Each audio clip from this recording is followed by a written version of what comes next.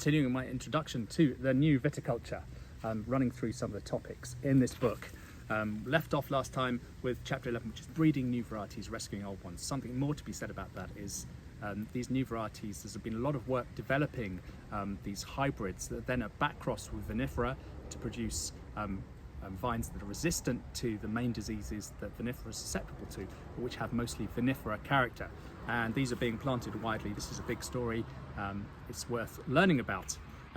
Next chapters on epigenetics. This is really interesting research. It's very early days for epigenetic research in grapevines, but basically these are changes to the genome, but that don't involve DNA changes. So it's the stuff that packs the DNA, helps decide what's going to be read. Really important subject, quite complicated, but I hope I've done a good job in explaining why this is important and the implications it might have for viticulture. Next, we have a topic on clonal selection. And this is a really important topic because there's a lot of research now taking place that's looking to introduce basically genetic diversity within a grapevine without sex. Once you have sex with the vine and you produce a vine from a seed, you've got a new variety.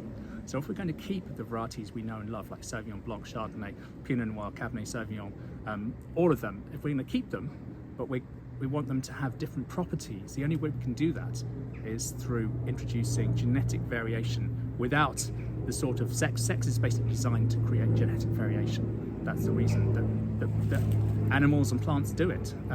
But when you've got a variety, basically the only thing you can do is you can produce variants, and one of the main ways this happens is through transposable elements. And this is a very interesting science, and there's a lot of it going on at the moment, working on this, and in investigating how you can improve the existing varieties that we've got, and this is all here. You won't read about that many other places. So, what's next? Then we have a chapter on genetically modified vines and gene editing. This is incredibly important chapter, I think. It's really something that's rarely discussed and is rarely understood.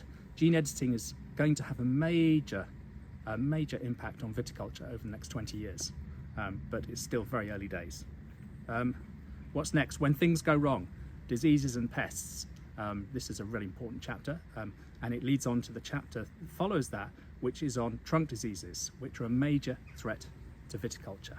And this is basically an extensive review of all the work, all science behind trunk diseases and ways that it can be countered.